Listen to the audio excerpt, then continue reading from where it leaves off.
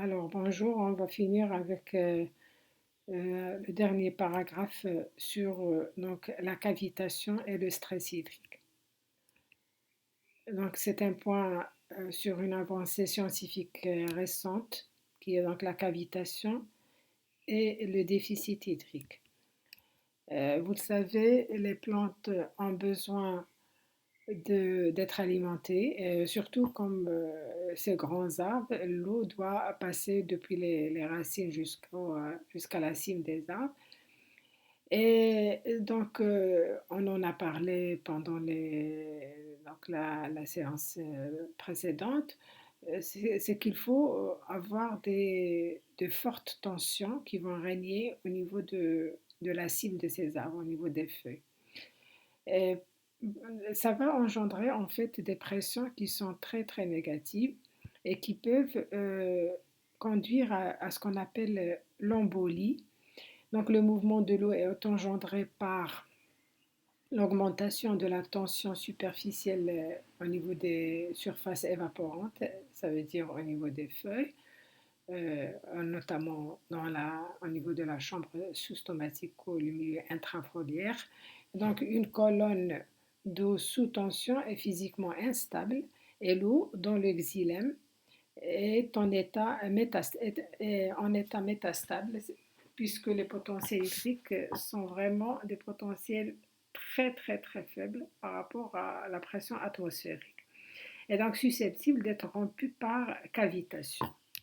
Alors qu'est-ce que c'est qu'une cavitation? En fait, c'est un dysfonctionnement du transport de l'eau puisque la sève elle est sous tension, donc comme je disais, c'est un état métastable, et l'apparition de bulles d'air, puisque dans la solution du sol ou le xylème, euh, la sève brute contient des gaz qui sont dissous dans la solution. Et quand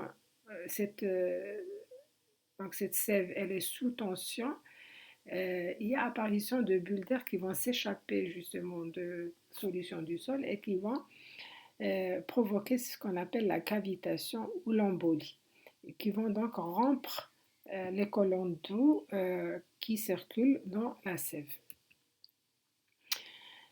Et qui circulent, donc la sève brute qui circule dans le xylème. Et les bulles d'air peuvent remplir brutalement tout un tube conducteur. Le tube devient alors impropre au transfert de l'eau. C'est ce qu'on appelle l'embolie. On dit qu'il est embolisé. Donc vous voyez ici euh, un vaisseau du xylème et la bulle d'air qui donc s'échappe. Donc c'est les gaz qui se trouvent comme le CO2, l'oxygène, l'azote, etc., qui peuvent s'échapper de la solution du sol et qui vont donc constituer une bulle d'air qui va arrêter la conduction dans le xylème. Donc vous voyez par exemple dans ce vaisseau, il est embolisé et donc l'eau va passer dans le vaisseau à côté puisqu'il y a une communication entre les vaisseaux. Vous voyez, donc ici, c'est une ponctuation ou une plaque ponctuée qui permet justement le passage de l'eau d'un vaisseau à un autre. Donc embolie, formation de bulles d'air dans les vaisseaux et les trachéides, c'est-à-dire les vaisseaux euh, dont le diamètre est plus faible, entraînant l'arrêt du flux d'eau. Donc ici, on voit comment une bulle d'air peut arrêter. Donc vous voyez cette partie noirâtre, c'est en fait une bulle d'air qui empêche la conduction de la sève brute au niveau du xylème. Vous voyez ici aussi des embolies.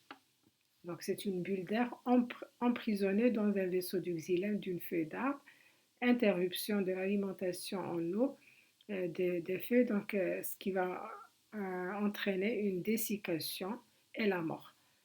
Puisque ces pressions de sève sont très très négatives, peuvent aller de -1 jusqu'à -10 mégapascales, ce qui est vraiment énorme.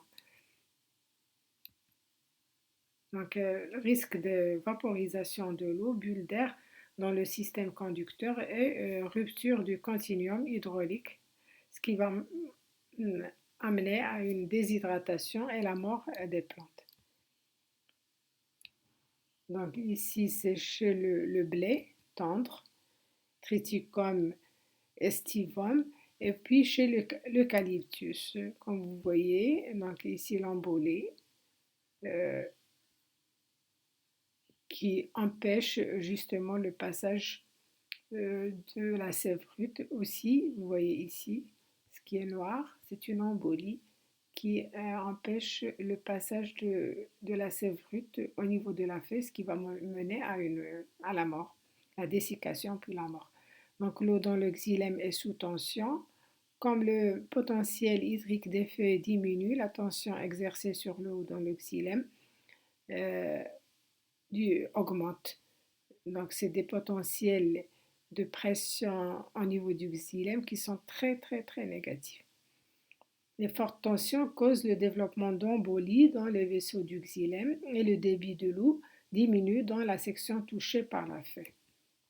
Donc, l'embolie, c'est une perte de conductance hydraulique.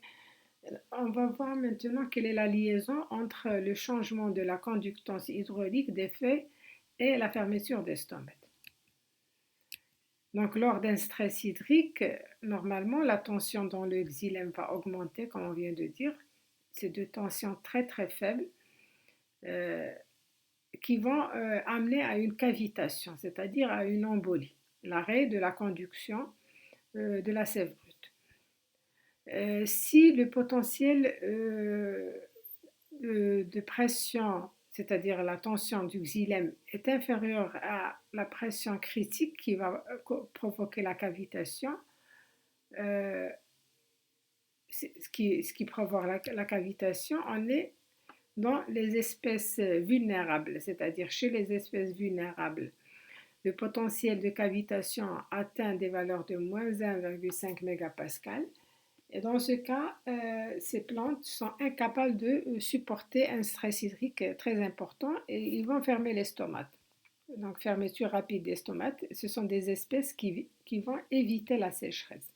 Par contre, chez des espèces résistantes, euh, la cavitation, elle est de l'ordre de moins 10 mégapascal. Il y a une forte tolérance au stress hydrique intense. Parce que, comme vous le voyez ici, la pression qui va provoquer une cavitation ou une tension, la pression négative ou la tension, elle est vraiment très très très faible. Elle est presque 10 fois plus que celle qui provoque la cavitation chez les espèces vulnérables. Donc, en effet, les espèces les plus adaptées adoptent deux stratégies. Donc, ils vont fermer les stomates idem que les espèces vulnérables. En plus, ils ont des vaisseaux qui sont plus résistants parce qu'ils ont plus une meilleure fixation du carbone. Ils vont continuer leur photosynthèse et donc leurs vaisseaux sont plus costauds, sont plus résistants à la cavitation. Donc, ils peuvent supporter des tensions plus importantes et donc très faibles et donc ils vont supporter la sécheresse.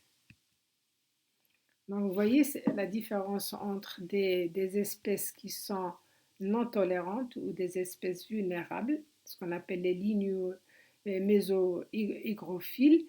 Euh, Là, en bleu, c'est la fermeture des stomates et en rouge, c'est l'embolie ou la cavitation, c'est-à-dire l'arrêt de la conductance hydraulique. Vous voyez que la marge, elle est très faible entre les deux, c'est-à-dire dès qu'il y a fermeture stomatique, la cavitation survient juste après à des potentiels électriques de l'ordre de moins 1 mégapascal, ce qui n'est pas vraiment très, très, très important. Par contre, chez les plantes xérophytes, qui sont des plantes tolérantes à, à la sécheresse, ils vont aussi fermer les stomates et des potentiels hydriques presque le même potentiel hydrique que pour les plantes vulnérables, mais seulement la cavitation ne survient qu'après avoir atteint des potentiels hydriques encore plus faibles, allant jusqu'à moins 3 mégapascal. Donc, ce qui laisse une marge de sécurité plus importante. Donc les stomates se ferment bien avant que la pression du xylème n'atteigne la valeur de la pression de cavitation, c'est-à-dire le seuil critique, et la marge de sécurité des espèces xérophytes est bien supérieure aux espèces méso-hygrophytes, c'est-à-dire les espèces vulnérables à la cavitation et au déficit hydrique. Ici, on va faire une comparaison entre deux types de chênes. Euh, le chêne pédoncule en rouge et le chêne sessile en bleu. Donc, le nom scientifique, c'est euh, Quercus robur et Quercus petrea. Vous voyez que pour donc ici la conductance stomatique, ça veut dire la fermeture des stomates. La conductance stomatique diminue vers des potentiels hydriques de l'ordre de à peu près moins 2,5 mégapascal. Et donc vous voyez pour la perte de la conductance, c'est ce qu'on appelle donc l'embolie ou la cavitation. Pour le Quercus petrea, ça survient à des pressions ou des potentiels hydriques beaucoup plus faibles que celles qui vont provoquer la cavitation ou la perte de la conductance hydraulique chez le chêne pédoncule qui est vulnérable. Donc, le, pardon, le Quercus robur est beaucoup plus vulnérable à la cavitation que Quercus petrae. Donc la résistance à la cavitation est une voie prometteuse d'amélioration de la résistance à la sécheresse des plantes. On va finir avec le dernier paragraphe de ce chapitre, les adaptations chez les xérophytes pour réduire les pertes d'eau. On va voir quelques exemples de xérophytes. Donc, ce sont des plantes qui s'adaptent à des environnements arides et très secs, donc qui vivent dans le désert et dans les milieux arides et désertiques. Les plantes CAM font partie de ces xérophytes, on en a parlé, les plantes Crassulaceae acide métabolisme, cette famille qui justement appartient à la famille des Crassulaceae et qui a donc euh, la, la, spécificité d'ouvrir les stomates la nuit et de les fermer le jour, contrairement aux plantes en C3 et la plupart des plantes terrestres. Donc un certain nombre d'adaptations anatomiques existent pour réduire la perte d'eau. Concentration des stomates sur la surface inférieure parce que en fait c'est la surface supérieure qui est exposée aux radiations lumineuses et donc à la sécheresse, au vent, etc. Donc la, la plupart des plantes qui vont s'adapter à la sécheresse vont réduire le nombre de stomates sur la face supérieure et c'est surtout sur la face inférieure qu'il y a le plus de stomates pour que les stomates ne soient pas exposés à la sécheresse.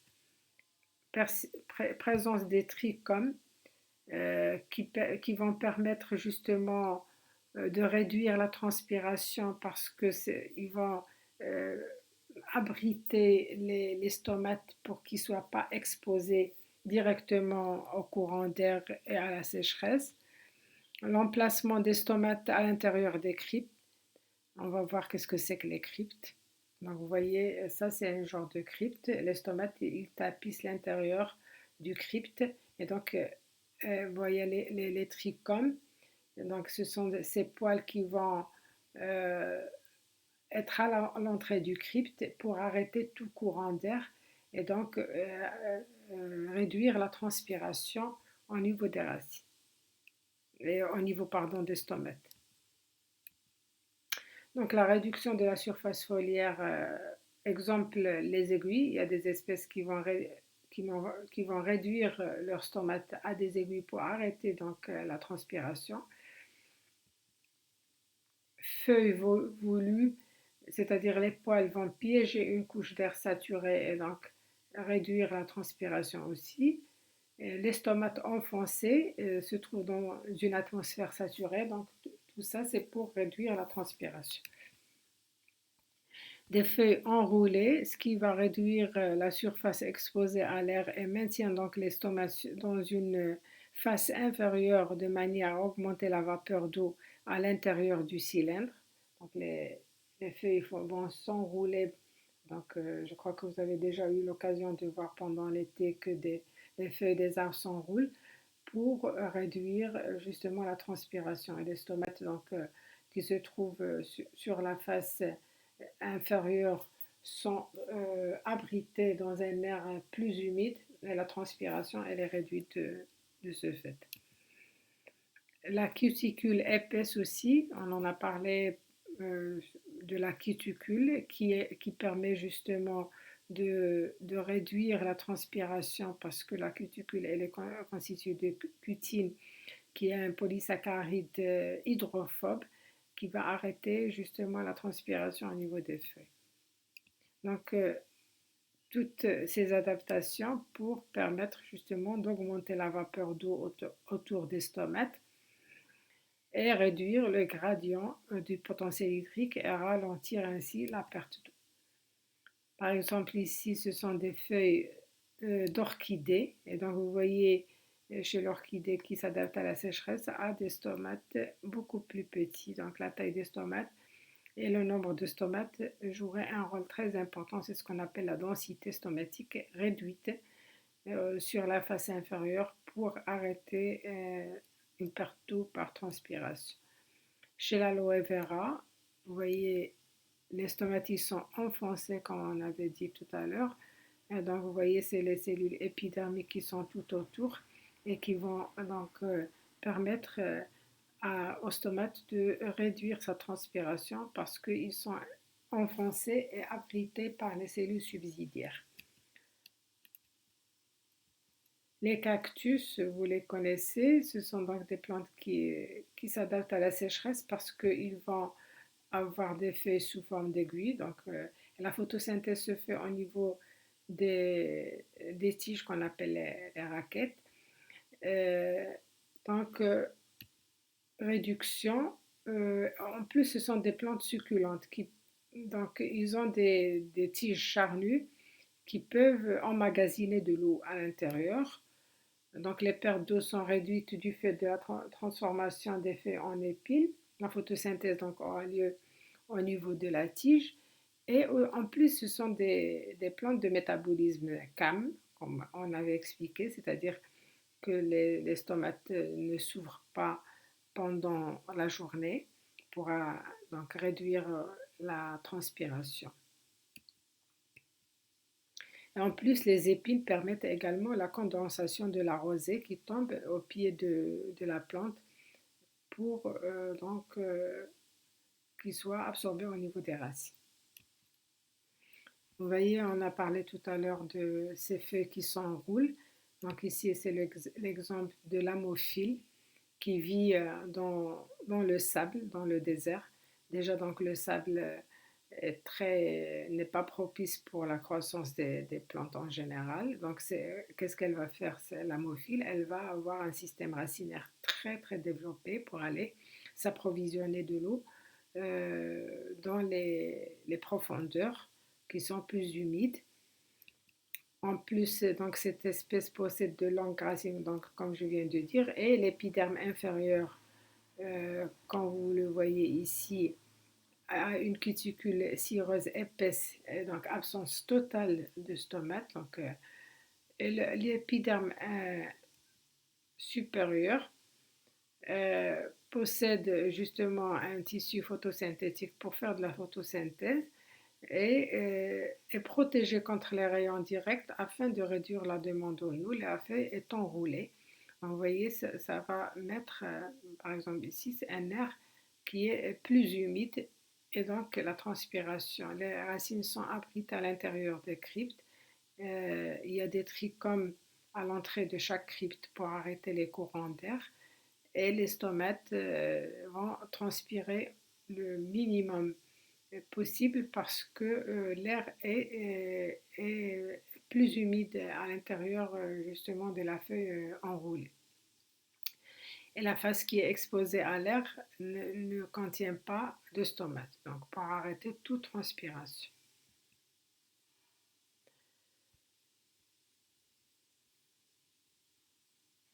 Voilà, donc là c'est une adaptation à la sécheresse de l'amophile par l'enroulement, par les cryptes, par l'absence de stomate sur la face exposée à l'air. Donc, vous voyez, ça c'est chez le laurier rose.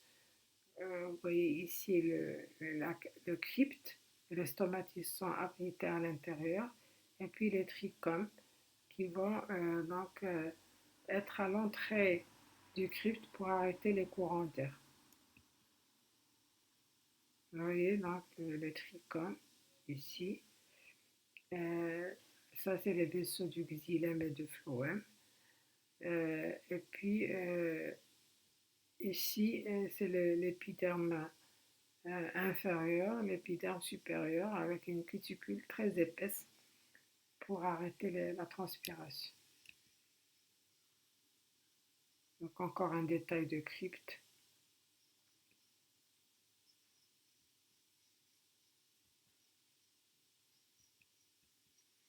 Et puis il y a ici les plantes, ce qu'on appelle les plantes à codex. Vous voyez ici par exemple une plante à codex, c'est un arbre qui vit dans le désert.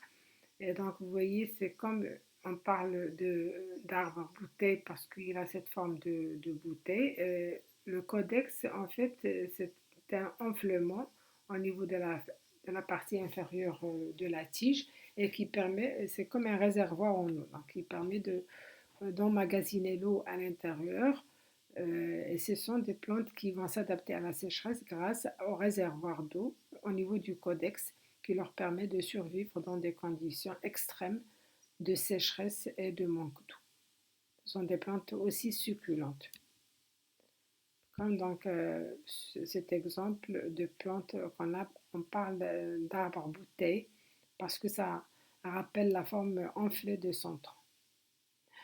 Les halophytes aussi, ce sont des plantes qui s'adaptent à la salinité. Quand il y a une forte salinité, ça se traduit au niveau des racines par un manque d'eau, donc par un déficit hydrique. Donc, pareil, ce sont donc les halophytes comme Festuca ruba ou donc euh, Pussylia qui sont en fait des plantes qui vont s'adapter à la sécheresse et à la salinité. Ici, ce sont des plantes maritimes qui vont faire de l'excrétion du sel, donc le surplus du sel qui est dans le sol, euh, il va être conduit par la sève brute. Et une fois arrivé au niveau des feuilles, ils vont excréter sous forme de cristaux de sel pour se débarrasser de l'excès de sel dans le sol. Euh, la soude maritime, Suada maritima aussi, c'est une plante qui s'adapte à la sécheresse par justement une excrétion de sel. Donc, il y a en fait deux types de, de plantes tolérantes au stress abiotique, notamment au stress salin. Il y a les excludeurs, c'est-à-dire qu'ils vont exclure le sel soit par leurs racines, comme l'exemple de palétuvier, soit ils vont exclure ou excréter le sel par des glandes à sel, ce qu'on appelle en anglais epidermal bladder cells. L'exemple, c'est Mesembryontemum crystallinum, qui est une plante qui s'adapte à la sécheresse. Soit ce sont des plantes qui font ce sont des includeurs qui font de l'ajustement osmotique, c'est-à-dire ils vont inclure les ions Na+ et Cl- à l'intérieur des vacuoles et qui leur permettra de faire de l'ajustement osmotique et s'adapter à la salinité. Et puis, pour finir, ce sont les plantes qui font de la tolérance à la contrainte. Ce sont des plantes de résurrection qui peuvent s'assécher et réduire leur contenu en eau à des valeurs très très faibles et pourtant ils sont capables de survivre lorsqu'il y a un retour de l'eau. Ce sont donc des plantes qui font de la résurrection, c'est-à-dire ils peuvent revivre après la mort. Donc voilà, j'ai terminé.